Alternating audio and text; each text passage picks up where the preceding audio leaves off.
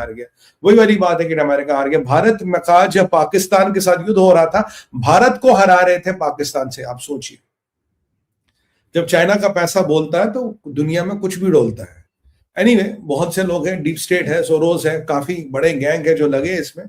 तो बोला जी ये हो गया तो स्ट्रेट। अब जो ट्रंप का पोस्ट आया था, ट्रंप के पोस्ट में बिल्कुल क्लियरिटी थी, तुम अभी स्ट्रेट ऑफ हॉर्मुज़ खोलोगे, तुमने हमारी शर्तें मान ली है, 2 हफ्ते का सीज फायर है, तुम्हारा 10 पॉइंट का प्रपोजल हमसे माननीय है और 10 पॉइंट के प्रपोजल पे आधारित बातचीत होगी, और जब ये बातचीत खत्म होगी तब ये सारा मसला खत्म होगा, नहीं तो मिलिट्री एक्शन का विकल्प हमेशा खुला है। मैंने तुम्हारा विनाश 2 हफ्तों के लिए, मात्र 2 हफ्तों के लिए मैंने तुम्हारा विनाश टाल दिया। ये ट्रंप का प्रपोजल था। अगराची का प्रपोजल देखा, अगराची के प्रपोजल में देखा जी 10 पॉइंट थे, तो 10 पॉइंट जब मैंने देखे, जब मैंने सुबह लाइव किया था करीब 9 बजे 8 बजे, मुझे याद नहीं, तो तब मैंने देखा अरे इसमें यूरेनियम वाला पॉइंट ही नहीं है। यूरेनियम वाला पॉइंट क्या गया, बिना यूरेनियम के कौन सा पॉइंट है। दूसरा पॉइंट कि स्ट्रेट ऑफ हॉर्मुज़ आप पार कर सकते हो, पर हमारे जहाजों के साथ कर सकते हो, एक टेक्निकल कोलैबोरेशन में ईरान के साथ कर सकते हो। अब टेक्निकल कोलैबोरेशन कहां से आ गई भाई, ईरान की सेना का अप्रूवल लेके स्ट्रेट ऑफ हॉर्मुज़ को आज करेंगे क्या, ये नया मसला आ गया।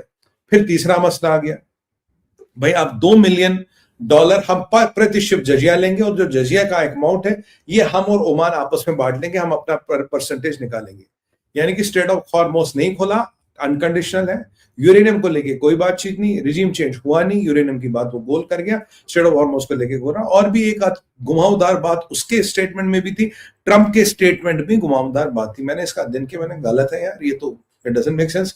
इतने में पाकिस्तान के प्रधानमंत्री का ट्वीट का झिनके, तो पता लगा पाकिस्तान के प्रधानमंत्री मियां शहबाज को किसी ने ट्वीट लिख के दिया था। उसने गलती से क्या कर लिया, जैसे वो ग्रेटा थनबर्ग में टूल किट ही ट्वीट कर दिया था, याद है आपको, ग्रेटा थनबर्ग ने टूल किट ही ट्वीट कर दी थी, ठीक उसी तरह से इसको किसी ने ट्वीट भेजा था अमेरिका से। क्यों, the prime minister of Pakistan. अगर पाकिस्तानी लिखते प्राइम मिनिस्टर ऑफ पाकिस्तान लिखते, the prime minister of Pakistani लिखते, the prime minister of Pakistan लिखने का मतलब है अमेरिका से ट्वीट आया, शहबाज मियां खुश। अरे या अल्लाह, हम तो डिप्लोमेसी बन गए, हम तो डिप्लोमेट बन गए। तो फटाफट हफ्ता तबडी पे ट्वीट कर दिया और साथ में ये, और जब उसका ये पकड़ा गया फिर उसने करेक्ट की, ट्विटर की हिस्ट्री में गए तो पता लगा जी वो ड्राफ्ट वर्जन था, draft for Pakistani prime minister, draft for Pakistani prime minister, the Pakistani prime minister हो गया। तो पूरा पकड़ा गया, अमेरिका से आया था टूल किट, अमेरिका का टूल किट इन्होंने ट्वीट किया, ये कहानी होगी, अमेरिका की पोल पट्टी खोल गई। अगराची ने पाकिस्तान के प्रधानमंत्री को चिट्ठी लिखी, हिज हाइनेस, और मुल्ला मुनीर भी हिज हाइनेस बन गया, तो 2 हिज हाइनेस बन गए। तो हमें पहली बार पता लगा कि पाकिस्तान में भी हाइनेस रहते हैं, 2 हाइनेस, हिज हाइनेस। तो ये सारा पूरा ड्रामा संपन्न हुआ कि जी अब शुरू यूजुअल तमाशा, अरे ट्रंप हार गया, ट्रंप हार, अरे अरे ईरान ने सरेंडर कर दिया, अरे ये हो गया, अरे वो हो गया। अब आपको मैं असली कहानी बताता हूँ, कहानी हुई क्या थी। कल देर रात तक मैं काफी सूत्रों से, काफी जगहों से इंफॉर्मेशन कलेक्ट कर रहा था, और मेरे को पता लगा हजारों की संख्या में बच्चे और औरतों को इन्होंने कनपट्टी पे बंदूक रख के मोबिलाइज कर दिया। बच्चों, आपने वीडियोस भी देखेंगे, बच्चों को पुलों पे बिठा दिया, पुलों के नीचे बिठा दिया, रेलवे ट्रैक्स पे बिठा दिया, रेलवे स्टेशनों पे बिठा दिया, पावर हाउसों के बाहर, ह्यूमन चेन तो दूर की बात है, पावर हाउसों के अंदर हजारों लोग इन्होंने डाल दिए। इनका इरादा सिंपल था, ट्रंप अगर तू 5:30 बजे हमें ठोकेगा, पावर हाउस जाएगा, रेलवे स्टेशन भी जाएगा, पुल भी जाएगा, साथ में हजारों औरतें और बच्चे मरेंगे। जब औरतें और बच्चे मरेंगे हमें मिल जाएगा मौका। या अल्लाह, काफिरों ने और यहूदियों ने हमारी औरतों और बच्चे मार लिए, जेनोसाइड कर दिया। ट्रंप को हिटलर से ऊपर श्रेणी का वॉर क्रिमिनल बनाया जाना था, उससे हिटलर से भी घिनौना पर्सनैलिटी बनानी थी उसको, उसकी पूरी व्यवस्था की थी। वैसे ट्रंप का जो पोस्ट था जिसमें उसने बताया कि भाई द सिविलाइजेशन विल बर्न, वो पोस्ट मैं मानता हूं ठीक नहीं था, क्योंकि उसको लेके काफी अटकलें लग रही थी। क्या ट्रंप एटम बॉम्ब चला रहा? मैंने आपको कल के शो पे बोला नहीं साहब, ट्रंप एटम बॉम्ब नहीं चलाएगा, ऐसा आप सोचिए मत, Trump is not going to use an atom bomb. But ये चीजें चल रही थी, भाई ट्रंप एटम बॉम्ब चलेगा। मैंने कहा नहीं ऐसा कुछ नहीं होगा, don't even think like that. Atom bomb use करने की चीजें नहीं है, ये सब these are notional value। ये कोई एटम बम यूज नहीं कर सकता साहब, हाँ जहादियों को छोड़ के, जहादियों को मैं गारंटी नहीं लेता। और सबसे बड़ा मसला था, मैंने कहा यार 60% यूरेनियम पे आप टैक्टिकल बॉम्ब वेपन या टट्टी बॉम्ब तो कभी भी बना सकते, यूरेनियम का क्या हुआ? फिर कहानियां आई थी, वे भाई यूरेनियम निकाल दिया, उसके वो बेसिकली यूरेनियम निकालने की एक्सरसाइज थी। हमारे यहाँ कोई सलीम जावेदों की कमी थोड़ी ना, ऐसे कहानीकार है, ऐसे गजब कहानीकार है कि भाई गॉड, सलीम जावेद को भी ना अगर शोले पार्ट 2 लिख दी, सुपर हिट आज भी जाएगी। अब मैंने कल आपको समझाया कि यूरेनियम निकालना पॉसिबल ही नहीं है। मैंने आपको बताया uranium hexafluoride, uranium dioxide, uranium trioxide कैसे निकलता है, कहानी क्या, और उसका क्लैरिफिकेशन भी आज आ गया है डोनाल्ड ट्रंप से। तो ये ऐसे चीजें चली। तो जेनोसाइड को बचाने के लिए अमेरिका ने यूज किया पाकिस्तान का। पाकिस्तान ऐसा मुल्क है जो गद्दार है, जो बिल्कुल मक्कार है, जो बिल्कुल गलीज है। क्यों? क्योंकि वो चाहता था अगर सऊदी अरबिया बढ़ गया तो भाई हमारी भी लाट बढ़ेगी, हमें भी बढ़ना पड़ेगा। कल सऊदी के इंडस्ट्रियल एस्टेट पे सबसे बड़ा हमला हुआ, द बिगेस्ट हमला on Saudi industrial estate, and they got completely whacked. मतलब भाई 10 से 12% जीडीपी कंट्रोल करता था, सऊदी पे हमला हुआ, कुवैत पे हमला हुआ, कतर पे हल्का हमला हुआ था, कुवैतियों का टैंकर जरूर ठोका था, और परिस्थिति ऐसी थी। ट्रंप ने बोला ठीक है चलो let's delay the eventual for 15 days, क्योंकि दुनिया भर में अगर आप एंथनी एल्बेनीज़ की स्टेटमेंट देखेंगे और किसी स्टेटमेंट देखेंगे तो ये ट्रंप का बहुत ज्यादा एग्रेशन था कि I will wipe out the entire civilisation. ये शायद पोस्ट ठीक नहीं था। हुआ जी ये हुआ, तो धीरे धीरे परते खुलते रहे। लोगों ने डोल बजाने शुरू कर दिए, अमेरिका ने सरेंडर कर दिया। अभी जब अमेरिका फिट होकेगा फिर समझिएगा। जरा आप चीजों का अध्ययन करते हैं, मैं सारी चीजें कवर करने वाला हूं। ये उन ऑडियंस के लिए जो अभी से जुड़े हैं, जिन्होंने नहीं देख पाया पहले के एपिसोड, देखिए।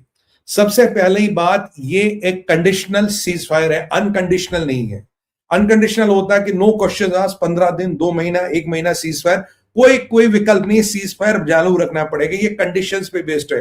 स्ट्रेट ऑफ हॉर्मोज खोलोगे, ट्रैफिक का मूवमेंट होगा, कोई चीज नहीं रुकेगी, सब कुछ चलेगा। और आज आपको मैं बता दूं 98% ships are not able to go through strait of Hormuz.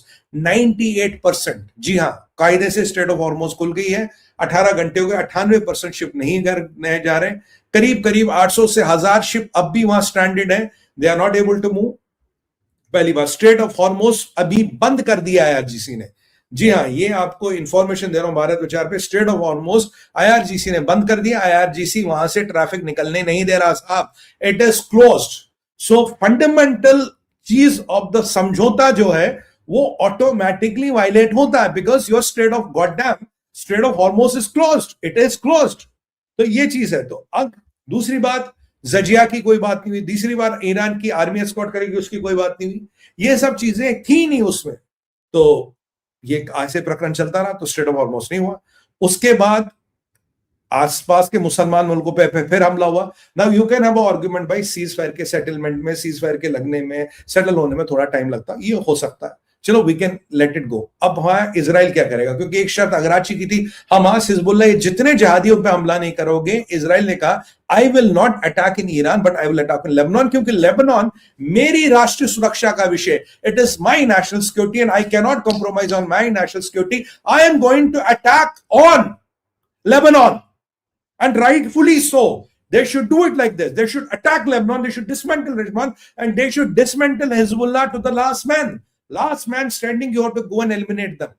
और आज सबसे तगड़ा हमला हुआ आपके लेबनान पे, सबसे तगड़ा हुआ, क्योंकि ईरानी, हमारे इजरायली भाई फ्री हो गए ना, कह रहा ईरान में कोई कार्रवाई नहीं करनी, यहां करनी है। तो ईरान के लिए मैं आपके साथ हूं, लेबनान के लिए मैं आपके साथ नहीं। अगराची की शर्त थी, लेबनान पे हूतियों सबको जीवन दान दो। क्यों बेटा? हम जाएंगे, दूध बादाम खाएंगे, फिर तुम्हें मारेंगे, हथियार लाएंगे, इकट्ठा जुटाएंगे, हथियारों इकट्ठे आएंगे और जुटाएंगे। उसमें भी एक बड़ा इंटरेस्टिंग प्रसंग है जो बात करूंगा। और इंडिया ने क्या कर दिया जब ये सारा चल रहा था? इंडिया से दिन में खबर है, इंडिया ने बोल दिया भैया फटाफट निकलो, जितने हमारे नागरिक हैं फटाफट आप जाके निकलो।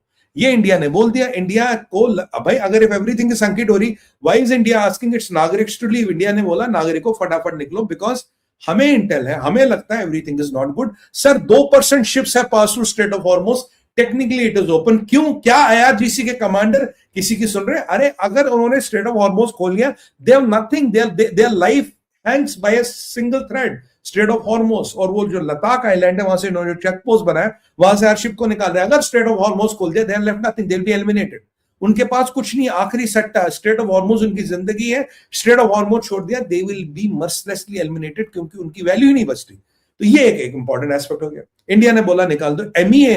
एमईए का पोस्ट लगाइए जरा टीम। एमईए ने जबकि बोला कि भाई ये जो हुआ अच्छा हुआ, we welcome this, we are all for peace, we are all for this, वो एमईए का पोस्ट है। I think I will have to put it myself. हाँ, एमईए का पोस्ट आप देखिए, एमईए ने इसको वेलकम किया, बट वेलकम किया है, पीस की बात की है, सबकी बात की है, बट उन्होंने कहा the conflict has already caused immense suffering to the people and disrupted global energy supplies in trade networks. We expect unimpeded freedom of navigation from and global energy flow of commerce through the strait of Hormuz. भाई strait of हॉर्मस से already हमारा बहुत नुकसान हो गया है. अब हम चाहते हैं कि ये व्यवस्था पूरी सुचारू रूप से चालित हो और हमें इस पे कोई दिक्कत ना हो. यानी कि भारत ने अपनी प्रायोरिटी साफ व्यक्त की. थैंक यू, हटा दीजिए. और साथ ही में हटा दीजिए पोस्ट. और साथ ही में भारत ने ये भी कहा, भाई लोगों निकलो, leave Iran immediately. If everything is hunky dory, Bharat ऐसे इररेस्पॉन्सिबल स्टेटमेंट नहीं था. Point number 1, conditional cease fire है. अगर मुझे लगे ईरान कंडीशन नहीं मानता, ईरान को लगे मैं कंडीशन नहीं मानता, चीजें खत्म. पूरे अरब देशों ने कहा सर इसको मसले को खत्म करो. सुमित भाई प्रूफ किया इसको. बहरीन ने सर यूनाइटेड नेशंस में अधिवेशन चलाया था जिसको चाइना ने शॉट डाउन किया, वीटो किया. क्यों? They don't want that to happen. क्यों बहरीन ने अधिवेशन नहीं लाता? यूनाइटेड नेशंस नहीं कह रहा साहब फोर्सफुली स्ट्रेट ऑफ हॉर्मोज खोलो. क्या ये स्ट्रेट ऑफ हॉर्मोज खोलेंगे? आप शर्त लगा लो ये स्ट्रेट ऑफ हॉर्मोज नहीं खोलेंगे और जजिया ये लेंगे 2 मिलियन पर जहाज और उससे भी ज्यादा, तब भी गारंटी कोई नहीं है. तब भी गारंटी कोई नहीं है कि आपका जहाज निकलेगा या नहीं निकलेगा. क्या कारण है कि केवल 2% जहाज निकले हैं? इन्होंने कुवैत, कतर के जहाज लौटा दिए. अब भी शायद किसी कंट्री के 1-2 जहाज निकले, माइनस कोई जहाज नहीं निकल रहे. 800 से 2000 जहाजों के बीच क्यों में लगे? Why they are not living? That is the question. Strait of Hormuz का क्राइसिस बड़ा है. It has not escalated. और जो प्रिंसिपल